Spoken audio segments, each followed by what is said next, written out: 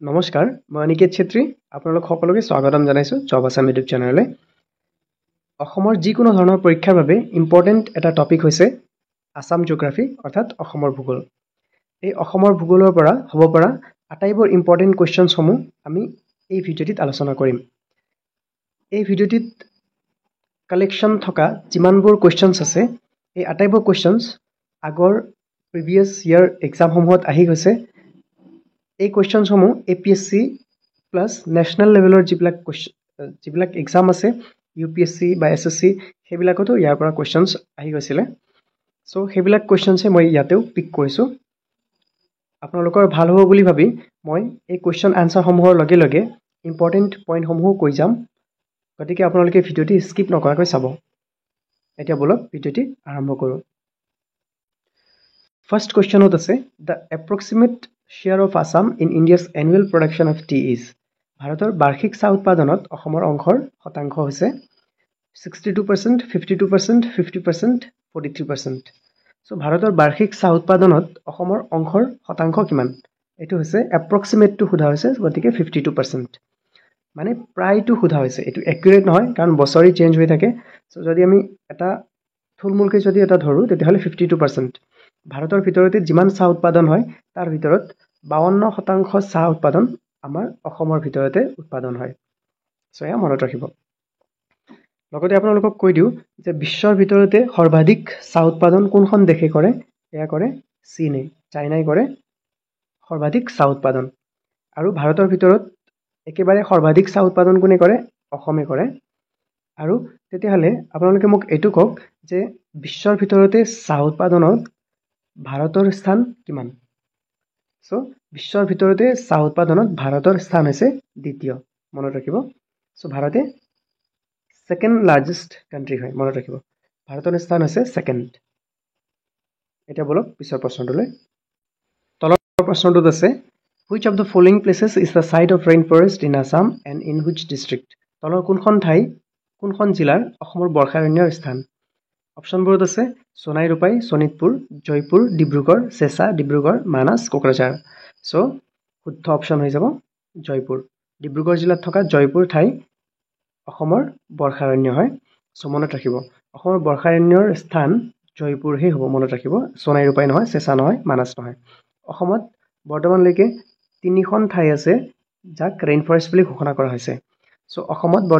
বৰ্তমানলৈকে কেইখন rain forest আছে মনত ৰাখিব তিনিখন আছে আৰু এই তিনিখন হৈছে জয়পুৰ এটা ইয়াতে লিখি দিছো সো এটা হৈছে আপাৰ দিহিং এটা আৰু এটা হৈছে দিৰাক মনত ৰাখিব সো এই তিনিখন হৈছে অসমৰ বৰ্ষাৰণ্য ফাৰ্ষ্টত হৈছে জয়পুৰ তাৰপিছত আপাৰ দিহিং তাৰপিছত দিৰাক মোৰ লিখাত অকমান ইয়াতে অসুবিধা হৈছে সো আপোনালোকে এটো নোট কৰি যাব মই প্ৰনাউন্সিয়েশনটো আৰু একবাৰ কৈ দিও এই প্ৰনাউন্সিয়েশন হিচাপে আপোনালোকে মনত ৰাখিব সো জয়পুৰ আপাৰ দিহিং আৰু দিৰাক এতিয়া ৰেইন ফৰেষ্টৰ ডেফিনেশনটো কেনেকুৱা হয় ৰেইন ফৰেষ্ট মানে কি হয় বৰ্ষাৰণ্য মানে এয়া কৈ দিও সো বছৰি যিটো ঠাইত বছৰি 200 ইঞ্চি বৰষুণ হয় 200 ইঞ্চ পাৰ ইয়াৰ বৰষুণ হয় আৰু এভাৰেজ টেম্পাৰেচাৰ বছৰি 26 ডিগ্ৰী সেলসিয়াস হ'ব লাগিব সো সেই ঠাইক ৰেইন ফৰেষ্ট বুলি ঘোষণা কৰা হয় য'ত সঘনাই বৰষুণ হৈ থাকে তেনেকুৱাকৈ মনত ৰাখিব পাৰে সো এয়া অসমত বৰ্তমানলৈকে তিনিখন ৰেইন ফৰেষ্ট আছে পিছৰ প্ৰশ্নটোত আছে which town is also known as the Manchester of Assam কোনখন ঠাইক অসমৰ মেনচেষ্টাৰ বুলি জনা যায় অপশনবোৰত আছে যোৰহাট শুৱালকুছি ডিফু ডিগবৈ সো শুদ্ধ উত্তৰ হ'ব শুৱালকুছিক অসমৰ মেনচেষ্টাৰ বুলি জনা যায় সো কিয় শুৱালকুছিক মেনচেষ্টাৰ অফ আসাম বুলি কোৱা হয় এও মনত ৰাখিব কাৰণ এই মেনচেষ্টাৰ নামৰ ঠাই আছে ইংলেণ্ডত সো ইংলেণ্ডত থকা এই মেনচেষ্টাৰ নামৰ ঠাই টেক্সটাইল ইন্ডাষ্ট্ৰিৰ বাবে খুব বিখ্যাত সো টেক্সটাইল মানে কাপোৰৰ ইন্ডাষ্ট্ৰিৰ কাৰণে খুব বিখ্যাত আৰু আমাৰ শুৱালকুছিও সিল্ক টেক্সটাইলৰ বাবে খুব বিখ্যাত মানে ৰেশম কাপোৰৰ বাবে খুব বিখ্যাত হয় হেহে মেনচেষ্টাৰৰ লগত তুলনা কৰি শুৱালকুছিক মেনচেষ্টাৰ অফ আসাম বুলি কোৱা হয় অসমৰ মেনচেষ্টাৰ বুলি সেই কাৰণে কোৱা হয় মনত ৰাখিব লগতে কেইটামান ইম্পৰ্টেন্ট পইণ্টসমূহ মনত ৰাখি যাব যে স্কটলেণ্ড অফ আসাম বুলি কাক কোৱা হয় Scotland of Assam so Scotland of Assam বুলি কোৱা হয় আমাৰ হাফলং নামৰ ঠাইখনক স্কটলেণ্ড অফ আছাম বুলি হাফলঙক কোৱা হয় লগতে এইটো মনত ৰাখিব যে দিহিং পাটকাই কি বুলি জনা যায় দ্য আমাজন অফ ইষ্ট বুলি কোৱা হয় দ্য আমাজন অফ ইষ্ট বুলি কাক কোৱা হয় দিহিং পাটকাইক কোৱা হয় মানে পূবৰ আমাজন বুলি দিহিং পাটকাইক কোৱা হয় আৰু অসমৰ স্কটলেণ্ড বুলি কাক কোৱা হয় হাফলঙক কোৱা হয় আৰু এতিয়া মাত্ৰ মই ক'লো মেনচেষ্টাৰ অসমৰ মেনচেষ্টাৰ বুলি কাক কোৱা হয় শুৱালকুছিক কোৱা হয় এতিয়া মনত ৰাখিব এই স্কটলেণ্ড অফ আছাম বুলি হাফলঙক কিয় কোৱা হয় কাৰণ স্কটলেণ্ড দেখাত যেনেকুৱা ধুনীয়া চ' আমাৰ হাফলঙো তেনেকুৱাই ধুনীয়া হয় আৰু অসমৰ একমাত্ৰ হিল ষ্টেচন হৈছে হাফলং যেনেদৰে দাৰ্জিলিং এটা হিল ষ্টেচন কুৰ্গ এটা হিল ষ্টেচন ঠিক তেনেদৰে অসমৰ একমাত্ৰ হিল ষ্টেচন হৈছে হাফলং চ' এয়া ইম্পৰ্টেণ্ট হৈ পৰে মনত ৰাখিব চ' আৰু দ্য আমাজন অফ ইষ্ট বুলি দিহিং পাটকাইক কোৱা হয় কাৰণ দিহিং পাটকাইৰ যিটো বৰ্ষাৰণ্য আৰু আমাৰ যিটো এমাজনৰ বৰ্ষাৰণ্য ছেম হয় কাৰণে চ' এই দুটাক কম্পেয়াৰ কৰা হয় পিছৰ প্ৰশ্নটোত আছে Assam share international border with which of the following countries অসমে তলৰ কোনকেইখন দেশৰ সৈতে আন্তঃৰাষ্ট্ৰীয় সীমা ভাগ বতৰা কৰে অপশ্যনবোৰত আছে নেপাল এণ্ড বাংলাদেশ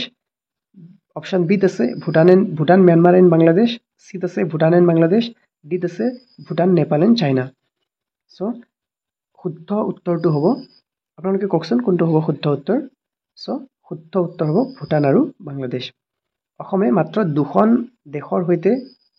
আন্তঃৰাষ্ট্ৰীয় সীমা ভাগ বতৰা কৰে আৰু সেই দুখন হৈছে ভূটান আৰু বাংলাদেশ চ' আপোনালোকে ভুল নুবুজিব যে অসমে নেপালৰ সৈতে সীমা ভাগ বতৰা নকৰে আৰু অসমে ম্যানমাৰৰ সৈতেও সীমা ভাগ বতৰা নকৰে চ' অনলি দুখন দেশৰ সৈতে সীমা ভাগ বতৰা কৰে ভূটান আৰু বাংলাদেশৰ সৈতে মনত ৰাখিব আপোনালোকে মোক জনাওকচোন যে অসমে কেইখন ৰাজ্যৰ সৈতে সীমা ভাগ বতৰা কৰে চ' আপোনালোকৰ চাগে মনত আছে যদি মোৰ আগৰ ভিডিঅ'সমূহ চাইছে তেন্তে আপোনালোকৰ নিশ্চয় মনত আছে যে অসমে ভাৰতৰ 7খন ৰাজ্যৰ সৈতে সীমা ভাগ বতৰা কৰে বৰ্তমান নৰ্থ ইষ্টত কেইখন ৰাজ্য আছে বৰ্তমান নৰ্থ ইষ্টত 8খন ৰাজ্য আছে এখন ছিক্কিমো হয় চ' ছিক্কিমৰ সৈতে কিন্তু অসমে সীমা ভাগ বতৰা নকৰে চ' নৰ্থ ইষ্টৰ বাকী আটাইকেইখন ৰাজ্যৰ সৈতে অসমে সীমা ভাগ বতৰা কৰে কিন্তু ছিক্কিমৰ সৈতে অসমে সীমা ভাগ বতৰা নকৰে এয়া মনত ৰাখিব লগতে আপোনালোকক এইটো জনাই দিওঁ যে অসমে সৰ্বাধিক সীমা কোনখন ৰাজ্যৰ সৈতে ভাগ বতৰা কৰে চ' মনত ৰাখিব মেঘালয়ৰ সৈতে সৰ্বাধিক সীমা ভাগ বতৰা কৰে চ' দেখা তেনেকুৱা লাগে যে অৰুণাচলৰ লগত সীমা ভাগ বতৰা কৰে বেছিকৈ নহয় বাট মেঘালয়ৰ সৈতেহে বেছিকৈ খুব বেছি সীমা ভাগ বতৰা কৰে আৰু আটাইতকৈ কম সীমা কাৰ সৈতে ভাগ বতৰা কৰে মনত ৰাখিব এয়া ত্ৰিপুৰাৰ সৈতে চ' ত্ৰিপুৰাৰ সৈতে আটাইতকৈ কম সীমা ভাগ বতৰা কৰে আৰু মেঘালয়ৰ সৈতে আটাইতকৈ বেছি সীমা ভাগ বতৰা কৰে পিছৰ কুৱেশ্যনত আছে as per the data of the 2011 population census the literacy rate in Assam is approximately 2011 চনৰ জনগণনা তথ্য মতে অসমৰ সাক্ষৰতাৰ হাৰ কিমান so as per the data of the 2011 population census literacy rate in Assam মানে অসমৰ সাক্ষৰতাৰ হাৰ কিমান এইটো সুধিছে so এইটো কিমান হ'ব শুদ্ধ উত্তৰটো হৈ যাব 72% মনত ৰাখিব 72% হৈছে অসমৰ লিটাৰেসি ৰেট এইটো 2011 সেন্সাসৰ অনুসৰি কোৱা হৈছে সো 2011 সেন্সাস অনুসৰি অসমৰ সৰ্বাধিক লিটাৰেসি ৰেট থকা মানে সাক্ষৰতাৰ হাৰ সৰ্বাধিক থকা জিলাখনৰ নাম হৈছে কামৰূপ মেট্ৰপলিটন মানে কামৰূপ নগৰ আৰু সৰ্বনিম্ন লিটাৰেসি ৰেট থকা জিলা হৈছে ধুবুৰী মনত ৰাখিব ধুবুৰীত আটাইতকৈ কম লিটাৰেসি ৰেট আছে আৰু ইণ্ডিয়াৰ ষ্টেট বিলাকৰ ভিতৰত যদি কোৱা যায় যে আটাইতকৈ বেছি লিটাৰেসি ৰেট থকা ষ্টেট কোনখন হয় মনত ৰাখিব কেৰালাত আটাইতকৈ বেছি লিটাৰেসি ৰেট আছে আৰু আটাইতকৈ কম লিটাৰেসি ৰেট থকা ষ্টেট হৈছে বিহাৰ মনত ৰাখিব পিছৰ প্ৰশ্নটোত আছে there is a coal mine in অসমত কয়লা খনি ক'ত আছে অপশ্যনবোৰত আছে যোৰহাট ৰংৰিং তিনিচুকীয়া লেডো সো শুদ্ধ উত্তৰ হ'ব লেডো অসমত কয়লা খনি আছে লেডোত আৰু একচুয়ালি এই লেডো ঠাইখন তিনিচুকীয়া ডিস্ট্ৰিক্টতে আহে সো ডাইৰেক্ট যেতিয়া নামটো মেনশন কৰি দিয়া থাকে লেডো তেতিয়াহ'লে আপোনালোকে লেডোটো টিক কৰিব লেডুটোহে শুদ্ধ উত্তৰ হ'ব সো অসমত কয়লা খনি আছে লেডুত যেটো নেকি তিনিচুকীয়া ডিস্ট্ৰিক্টত আছে পিছৰ প্ৰশ্নটোত আছে cable Lamjao national park is located in which state cable Lamjao ৰাষ্ট্ৰীয় উদ্যান কোনখন ৰাজ্যত অৱস্থিত অপশ্যনবোৰত আছে আসাম মেঘালয় অৰুণাচল প্ৰদেশ মণিপুৰ সো শুদ্ধ উত্তৰ হ'ব মণিপুৰ মণিপুৰত কেবুল লামজাও ৰাষ্ট্ৰীয় উদ্যান অৱস্থিত আৰু এই কেবুল লামজাও ৰাষ্ট্ৰীয় উদ্যানক এটা বিশেষ নামেৰে জনা যায় আপোনালোকৰ মনত আছেনে বাৰু যে কেবুল লামজাও নেশ্যনেল পাৰ্কক জনা যায় ফ্লোটিং নেশ্যনেল পাৰ্ক বুলি floating national park of India so floating বুলি এইকাৰণে কোৱা হয় ফ্লোটিং অৰ্থাৎ উপঙি থকা বুলি কোৱা হয় সো উপঙি থকা নেশ্যনেল পাৰ্ক বুলি কোৱা হয় কাৰণ এই নেশ্যনেল পাৰ্কটো আছে লোকটাক লেকত মণিপুৰৰ লোকটাক হ্ৰদ লোকটাক লেক নামৰ এটা লেক আছে সো এই লেকতে কেবুল লামজাও ৰাষ্ট্ৰীয় উদ্যান আছে আৰু এনেকুৱা লাগে যে দেখাত উপঙিহে আছে পানীৰ ওপৰত এনেকুৱা লাগে সো ইয়াক উপঙি থকা নেশ্যনেল পাৰ্ক বুলি কোৱা হয় অৰ্থাৎ ফ্লোটিং নেশ্যনেল পাৰ্ক বুলি কোৱা হয় আৰু এই লোকটাক লেক যি আছে ইয়াৰ পৰা প্ৰশ্ন বাৰ বাৰ আহি থাকে এই লোকটাক লেক ক'ত অৱস্থিত এইটো সুধি থাকে সো মনত ৰাখিব মণিপুৰত অৱস্থিত লোকটাক লেক আৰু এই লোকটাক লেক হৈছে মণিপুৰৰ একমাত্ৰ ৰামচাৰ ঠাই যেনেদৰে আমাৰ অসমৰ একমাত্ৰ ৰামচাৰ ঠাই হৈছে দীপৰ বিল ঠিক তেনেদৰে মণিপুৰৰ একমাত্ৰ ৰামচাৰ ঠাই হৈছে লোকটাক লেক মনত ৰাখিব পিছৰ প্ৰশ্নটোত আছে how many UNESCO world heritage sites are there in Assam so অসমত কেইখন ইউনেস্কো বিশ্ব ঐতিহ্য ক্ষেত্ৰ আছে অপশ্যনবোৰত আছে 1 2 4 5 সো মনত ৰাখিব 2 অসমত মাত্ৰ দুখনহে ইউনেস্কো ৱৰ্ল্ড হেৰিটেজ সাইট আছে আৰু এই দুখন হৈছে মানাস ৰাষ্ট্ৰীয় উদ্যান আৰু এটা কি হয় এটা হৈছে কাজিৰঙা ৰাষ্ট্ৰীয় উদ্যান সো মনত ৰাখিব মানাস ৰাষ্ট্ৰীয় উদ্যান আৰু কাজিৰঙা ৰাষ্ট্ৰীয় উদ্যান এই দুখন হৈছে অসমৰ ইউনেস্কো ৱৰ্ল্ড হেৰিটেজ সাইট আৰু এই দুইখনকে একেটা বৰ্ষতে মানে একেটা ইয়াৰতে ঘোষণা কৰা হৈছিল ইউনেস্কো ৱৰ্ল্ড হেৰিটেজ সাইট হিচাপে 1985 চনত মনত ৰাখিব পিছৰ প্ৰশ্নটোত আছে who is credited with the 1953 discovery of golden langur in Assam অসমত 1953 চনত সোণালী বান্দৰ আৱিষ্কাৰৰ শ্ৰেয় কাক দিয়া হয় সো অপশ্যনবোৰত আছে সলিম আলী এম কৃষ্ণন এডৱাৰ্ড প্ৰিচাৰ্ড গি মহাৰাণা চৌধুৰী সো শুদ্ধ উত্তৰ হ'ব এডৱাৰ্ড প্ৰিচাৰ্ড গি তেখেতক 1953 চনত সোণালী বান্দৰ আৱিষ্কাৰৰ শ্ৰেয় দিয়া হয় তেখেতেহে 1953 চনত প্ৰথমবাৰৰ বাবে গোল্ডেন লাংগুৰক আৱিষ্কাৰ কৰিছিল সো সেয়েহে এইটো ইম্পৰ্টেণ্ট হৈ পৰে মনত ৰাখিব তেখেতক শ্ৰেয়টো দিয়া হয় পিছৰ প্ৰশ্নটোত আছে what is Assam's position among all the Indian states in terms of elephant population হাতীৰ জনসংখ্যাত ভাৰতৰ আটাইবোৰ ৰাজ্যৰ ভিতৰত অসমৰ স্থান কি অপশ্যনবোৰত আছে ফাৰ্ষ্ট ছেকেণ্ড থাৰ্ড ফিফথ প্ৰথম দ্বিতীয় তৃতীয় পঞ্চম সো শুদ্ধ উত্তৰ হ'ব ছেকেণ্ড হাতীৰ জনসংখ্যাত ভাৰতৰ আটাইবোৰ ৰাজ্যৰ ভিতৰত অসমৰ স্থান আছে দ্বিতীয় ছেকেণ্ড লাৰ্জেষ্ট ষ্টেট বুলি কোৱা হয় অসমক সো প্ৰথম ষ্টেট কোনখন হয় তেতিয়াহ'লে হাতীৰ জনসংখ্যাত ভাৰতৰ ভিতৰত প্ৰথমখন ষ্টেট কোনখন হয় সেয়া হৈছে কৰ্ণাটকা মনত ৰাখিব সো কৰ্ণাটক হৈছে প্ৰথম তাৰ পিছত আহে অসম মনত ৰাখিব সো এয়া ইম্পৰ্টেণ্ট হয় মনত ৰাখিব এই আটাইবোৰ কুৱেশ্যনছ আগৰ যিবিলাক এক্সাম আছে APSC প্লাছ UPSC যিমান ধৰণৰ এক্সাম আছিলে আটাইবোৰ কুৱেশ্যনছ আগতে আহি গৈছে সো